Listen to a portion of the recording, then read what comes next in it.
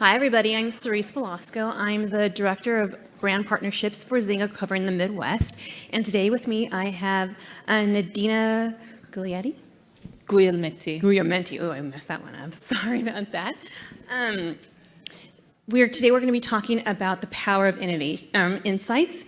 And I wanted to just hand this over to Nadina so she can give you a little bit background on herself and then her role at the Vitamin Shoppe.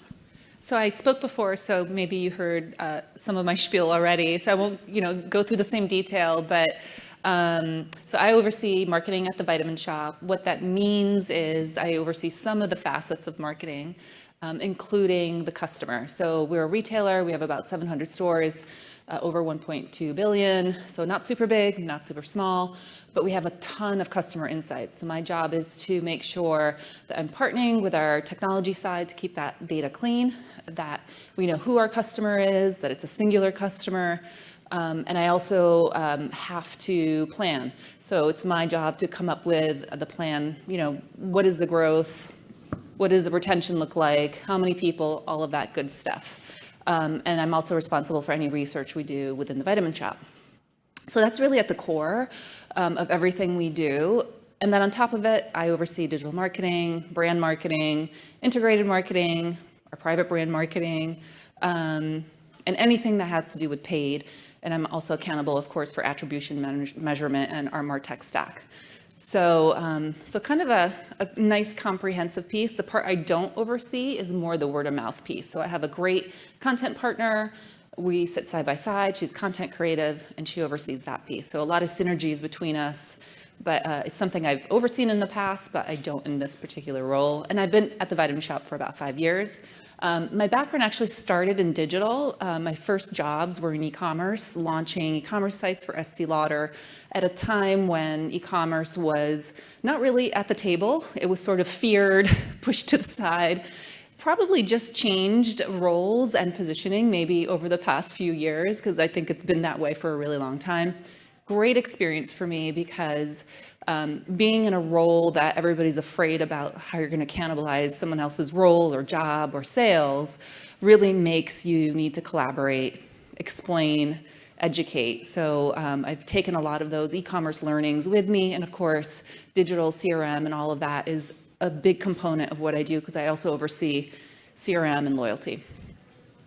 From that, though, as you might have heard earlier, I moved into advertising, PR, social, content. So I've overseen all of these components, and I brought all of that expertise into the Vitamin Shoppe, where I kind of oversee left to right, both the media side and the CRM side, which is really great because it allows me to think through the customer journey and customer experience. So I think that's answers the question. Yeah. Which actually kind of went into my next question, which is, with all the great background that you've had from either L'Oreal or Pfizer or even Estee Lauder, what do you think has truly aided you to help grow the business? Because you've been there for 5 years and it's become very successful, and you truly understand the consumer and the journey that they take with you guys. But from your previous examples, I think you kind of said this a little bit, but what was like that aha moment? Like, here's what I found at these other locations that actually can truly help provide value here. Yeah, I mean, I really do feel that every job I have has contributed to kind of where I am now, where I'm kind of overseeing a very holistic piece of the pie. L'Oreal, for example, and Estee Lauder, incredible brand builders, product builders, first to market, really competitive environments, aggressive. I learned so much, and I'm still very much in contact with some of the bosses I had there because of how much I learned about brand building. While at Unilever was a client of mine for a really long time, and they just have a formula of how they build a go-to-market strategy. And it really works. And it's all based on, I'm sure you guys have an integrated or interagency teams that you bring to the table. They do that so well. And actually what I learned with them, I brought that structure, an external structure, into the Vitamin Shoppe. So we now kind of work, when we collaborate across different channels, we collaborate as if we were interagency teams. We each sit at the table together to come up with okay, we have to launch a brand, a product.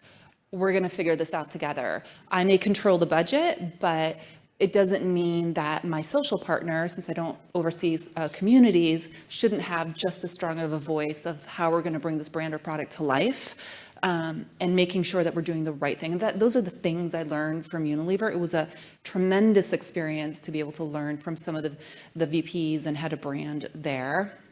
And Pfizer was a different experience. I'm Italian originally. You might have noticed from my last name. I'm actually a real Italian. I was born there. And I worked in Italy for a while for Pfizer. And the laws around pharmaceuticals are really tight in Europe. So early on, the thoughts around privacy, what you can legally do and say, how you're speaking to a customer, potential consumer, it makes it much harder for you to go to market in a market like Italy or in the EU.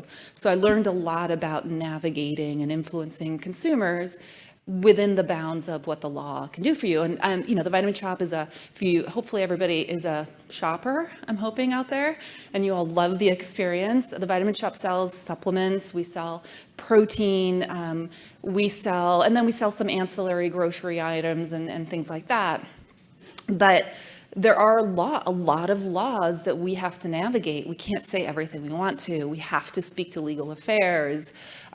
So whenever we put anything out on market, we've had legal look at stuff 5 or 6 times because it can really get us in trouble. And in addition to that, as I'm sure all marketers know, there's a lot of changes happening with privacy thanks to California. You guys are global, so you probably were a little bit ahead of the game. We are somewhat global.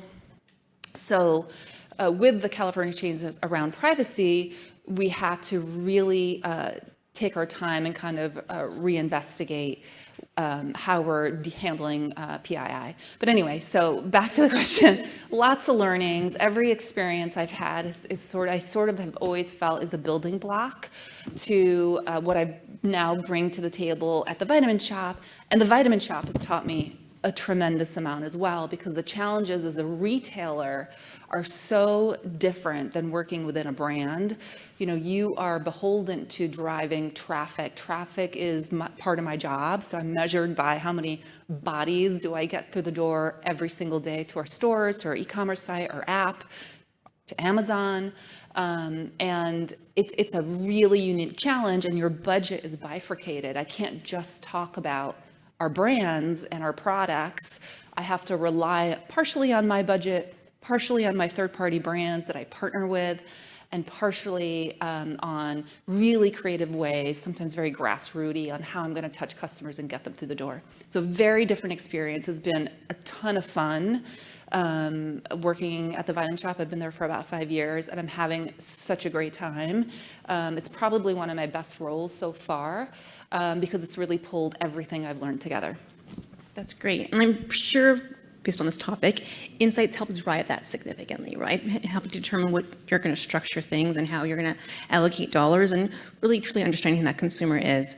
From that, at least when I think of insights, I think of like marketing, and I think of the media aspect towards it. But one thing you mentioned too is there's also that cross-business channel view that you have to take into consideration, because it's not just what you would traditionally think. There's other aspects that you have to do when you're trying to define how those insights are going to help provide value. Can you kind of go into that and provide some examples? Yeah, so as the person who's responsible for consumer planning, I'm also responsible for those insights. When I first got to the Vitamin Shoppe, we weren't super organized in how we were looking at our customer. We weren't nimble. It took a long time to get to our data. I think we were pulling data from a POS box. It took forever. So we did a lot of work in sort of pre-pandemic to fix all that, so that we have Snowflake now. We have a better access to it. We have data lakes. We have better access to our data. It's faster. I have a analytics team. And the insights we pull together are really intended to not just service marketing, though it's very helpful for me, of course, but it's really to service the whole business. So those insights drive merchandising decision. They drive real estate decisions of where we're going to put new stores. They drive decisions around investment for inventory, because we might see inflections around, are people interested? Are we leaning more into our immunity side of our business rather than our sort of protein and fitness side of the business? So we've gotten to a place now that we're really consumer centric. It took a little while to repivot ourselves. We went through a kind of a journey, but we've gotten so good at consistently looking at our insights, making sure that we understand who the customer is. And again, we have a ton of first party data. We're a retailer, so it kind of allows us to have a lot of fun in understanding that customer. We also, another thing we started putting in place, we partner with Experian to do a lot of data appends. So we're constantly appending data. So we have our demographic data. We understand household income. And then we have other partners that can, from time to time, give us foot traffic data and things like that. So all of this really has enriched our view. And especially during a time period like COVID, I'm sure you guys went through crazy things. I've heard some stories, but as a health and wellness company, that's all we focus on. At the beginning of COVID, we had to shut some of our stores. We were essential in some places and not, which had a huge impact on how customers were shopping with us. So suddenly, we had to up our curbside pickup. We were much more digital. Everything changed. And then stores started opening, but everybody needed immunity products. And a lot of the traditional grocers or pharmacies didn't have them. So we had really great inventory levels. We were ahead of the game, and our sales just ballooned. We couldn't keep up with consumer demand. So we've had to kind of pivot around these behaviors and customer changes so much during this time period. I don't know if we would have been in such a good position to be able to do these nimble pivots, even in terms of what we were talking about to the consumers and in our marketing channels, if we hadn't prepared ourselves and done the good homework, just the basics, the foundations of data, the foundations of the pens, the foundations of making sure it's one customer, that singular identity, all of these things. If we hadn't done that homework, we would not have been in such a great position that we were during COVID, where we really were successful, and we're still beating our numbers from this year, despite the fact that I think most people think COVID's over. I know it's not, but I think we look around this room, nobody's wearing a mask. You're probably not as worried. You're not taking your elderberry zinc gummy every single day. Maybe you are, I am, but so anyway, so we're still in a good place, and a lot of that is the pivoting, the insights, and the homework we've done. And I'm really proud of that. That was, some of the work I brought in to the table, and it's been thrilling to see the results kind of pull through in terms of sales and preparedness at the company. Awesome. Well, it sounds like the customers are loyal to you guys, and I think that comes into my next thing was you recently launched your loyalty program and you revamped it. Can you kind of go into that and tell us that beyond just like a point-based system, how are you defining it and making it easier for people to come back? Yeah, so we're unique in that 84% of our customers are in our loyalty program. So yes, you can be jealous of us. We have really good first-party data. It's amazing, because that's a really hard number for a retailer. We relaunched our loyalty program in 2018, just made it smarter, tiered it, made it faster for people to be able to earn points. Again, caught up. But nowadays, everybody has a loyalty program. It's become a very commoditized, kind of table stakes. It's commoditized. I'm sure you might have 5 loyalty programs that you're already participating in for, to get some sort of transactional relationship with a brand. And it sometimes drives your purchase increases, but not always. I can think of at least 5 programs I'm in. I'm sure you can as well. So what we decided to do was, and because we're in the health and wellness business, our objective is to help consumers live a better life, whatever that means for them. So because of that, we decided, okay, we need to implement a tool that can help us reward customers for behaviors. We don't want to just reward you for the fact that you come in and you bought something. We want to reward you because you've lost weight. We want to work, and that might be a goal of yours. We want to reward you for giving up more PII information, for letting us know what kind of exercises you do, what you care about. We want to reward you for taking a survey. we want to reward you potentially because one of our partners, you had a goal with another partner, and we want to reward you for achieving activities with them. So we implemented a program. It's actually a technology that's now owned by Oracle called CrowdTwist. CrowdTwist is one of many loyalty platforms, but they in particular help us reward consumers for all of these behaviors. So we've just launched it recently, the first phase, and one of our gaps in our business was a lot of people are in our loyalty program. When you step through our stores, you may have had this happen to you as well with retailers where you've shopped in stores, you signed up for a program, you've shopped online, but you don't know where your points are. Like you can't match them. And that was happening with us too. So one of our goals was to make sure that consumers who had Healthy Rewards program were signing up for a digital account so that they could go in, understand, redeem their points, and then get more engaged with us. So one of our goals was to get these consumers over using this program. And in 2 weeks, we got 13,000 customers to do so. In 2 weeks, we had 24,000 customers engage with our platform, give up some PII, get points, and really dynamically change behavior. So it's not just transactional. So those are our first 2 weeks of results I'm touting off because I'm so excited. It's such a exciting thing. It was really hard to implement, as every technology is, as you guys know. It's always late, it's this and that, something's hard to share. We all have those stories, but then to see the results and kind of be super excited and to bring that back to your C-suite about, yes, see, it was worth it, and look at what's happening, and now we have all these, all of our customers who are now part of our program, and they can find their accounts, is amazing. So this is our latest transformation. We still have a little bit more work to do there, and we're absolutely considering probably revamping our loyalty program again. We just did an assessment. It's always worth reassessing your loyalty programs every couple of years because, again, everyone has one, and there's so many learnings about how people are interacting, and you want to make sure that you're not just moving people up or migrating people up to tiers, but you're growing and building. You're getting more people in the program. So there's more things for us to do, but just incredible results so far. That's amazing, right? Those numbers are fantastic. You definitely have a loyal customer base, but how are you continuing to grow that? So with the insights that you're gathering, how are you taking that information to drive new traffic into the stores so you can continue with that growth? Yeah, there's a couple things we're doing. It sounds super basic, but we have a lot of amazing third-party vendors, especially on the protein fitness side. If you know that side of it, if you're somebody who takes powders, creatine, whey protein, you may know it's a very innovative sector. There's so much innovation there, whether it's flavors, formats, new technology and solutions, and the founders of these brands are usually influencers in of themselves. So we often partner with these very influential founders to do either content with us. We have something called a founder spotlight where we speak to founders, our CEO does, and we share content out through LinkedIn and other channels.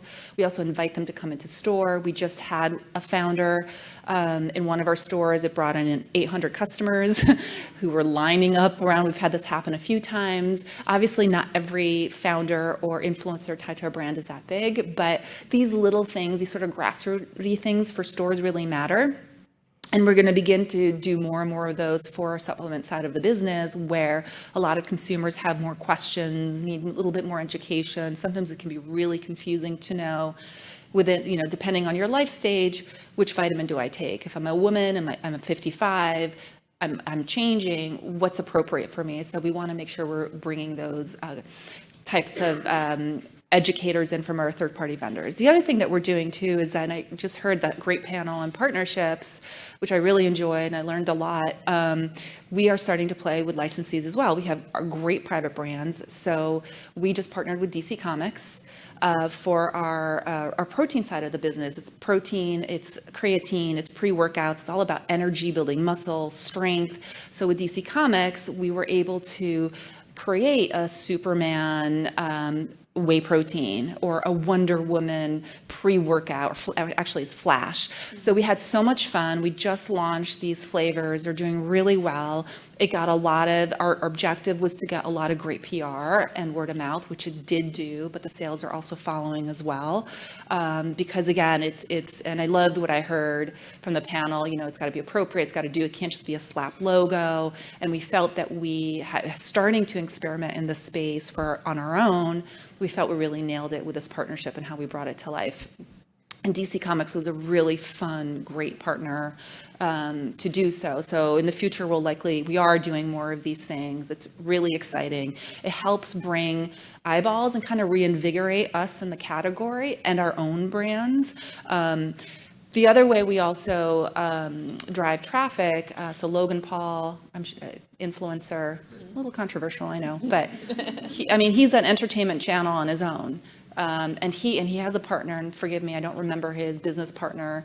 They have a brand called Prime. We were one of the first retailers to sell it. Huge driver of young boys into our store who follow Logan Paul. And when we began the partnership, Logan Paul actually created a video. He came into a store, he posted it. It got a gazillion views. Those are other ways to drive traffic, visibility, and get people into store. And what was great with some like Prime and some of our other brands bringing in a younger customer, because our supplement side tends to be a bit older. So this other sort of ready to drink RTD side of our business has been really flourishing with this new dynamic customer who's 18 to 25 and sometimes is coming into the store with his mom. So a whole new set of considerations for us about how do we communicate with them. Should we be starting to partner with eGame or bringing in an eGame brand? So should we be partnering with the eGame platforms? Do we want to do something on Twitch? So it kind of opens up a new set of thoughts for us about how do we engage this consumer who's slightly different, younger, actually my son's age. So it's my son. How do I make sure that he's going to continue to care and ask mom to get a drink, or that we can keep him engaged with us as he goes through his life journey of moving from an energy drink to perhaps some protein because he wants to get stronger. And then as he gets older, he might need to lose some weight and some of those dad pounds. So keeping him for his full life. Yeah, we've got him hooked with Prime. Exactly. And Logan Paul.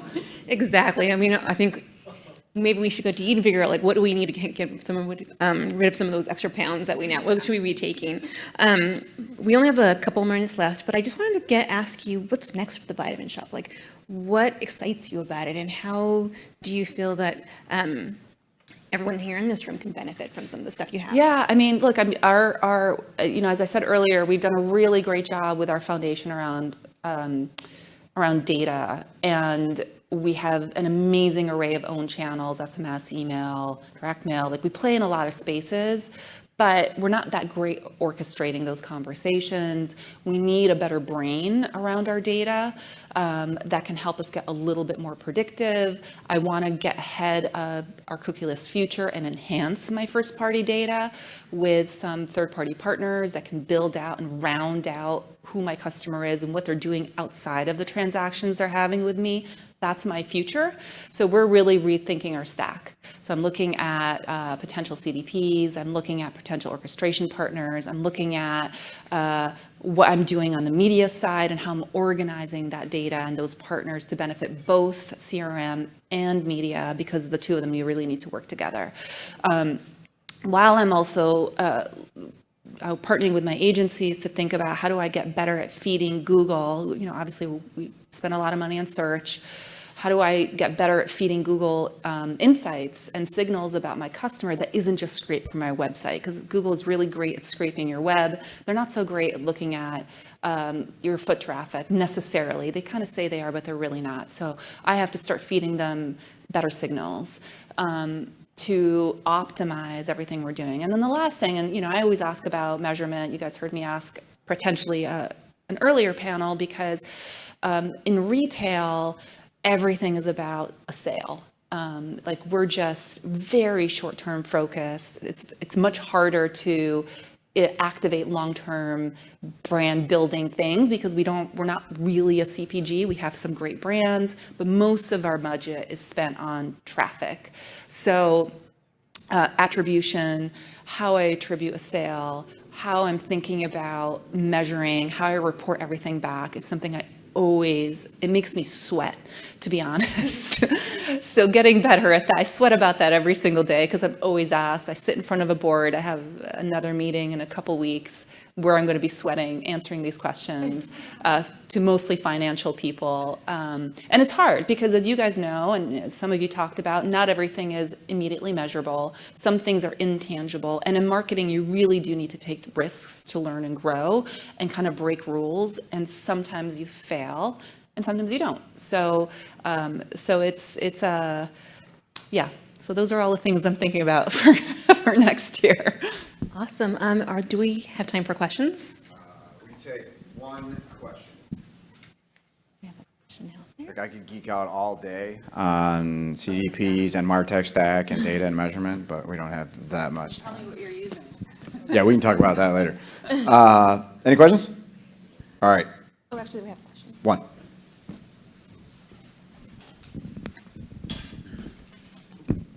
Sorry to make you run over here, but we had a soccer conversation, so.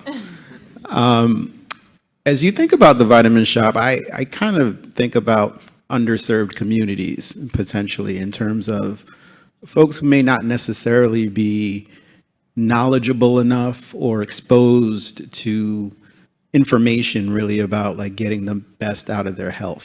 As you start thinking about the future of Vitamin Shop, like what's the, have you had any thoughts in regards to tapping into some of those communities and how to engage folks? Yeah, absolutely. So in a couple different ways, I'll try to be succinct. I know we're running out of time. In one ways, we've started thinking about diversity. We talked about it a little bit earlier, and not only in diversity in kind of what our team looks like, but also are we partnering with organization, media entities that are also diverse, whether it's a media company that services an underserviced community or a slightly different demographic. So that's one way that we're thinking about it. Another way that we're also thinking about it is our customer has changed. We're a specialty retailer, and what that means is typically specialty retailers have very affluent customers. But what we've noticed is we're bringing in these younger moms and younger boys and others, where our Hispanic consumers are growing and other communities are beginning to come into our stores, we're noticing that's changing. So we do have to do better. We've started we do a lot with our sales folks. So the people who work in our stores are highly educated. We make sure that when you're speaking to somebody at the Vitamin Shop, I know this is all going to make you want to go run and ask questions, and you should, but they're really educated. They can absolutely tell you and help educate you at the store level. We also do a lot of content. We have to get better at surfacing that content on our website. It's there, and we have blogs and all of that. But to your point, we have the connection we don't have a lot of stores in underserviced communities. We think that'll change in the future. We've actually are thinking about it because of how our demographics and how our customer base is changing. We want to be where our customers are asking us to go, and it is in those communities. And we actually find a lot of, while underserviced communities may be hesitant to going to a doctor, they may not be able to afford to a doctor, they're often more likely to take vitamins and supplements. So we think it's a great opportunity, especially now that we're seeing this shift from high household income being very high to more middle class, that we can flex ourselves differently because of it's again one of those insights we recently brought back to our leadership team and said, hey, look at how we're changing. We really should be thinking about where are we putting our stores, how do we give the access. And we've also thought about wholesale, getting our products into different stores. So for example, we just launched a partnership with Follett's, which actually services colleges. It's the bookstores and colleges. They now have an area for vitamin supplements that's serviced by the Vitamin Shop to begin to give access to vitamin supplements to students or kids who probably need a little bit of attention on their health and wellness. So it's a beginning, but we're not perfect. We still have a lot of work to do.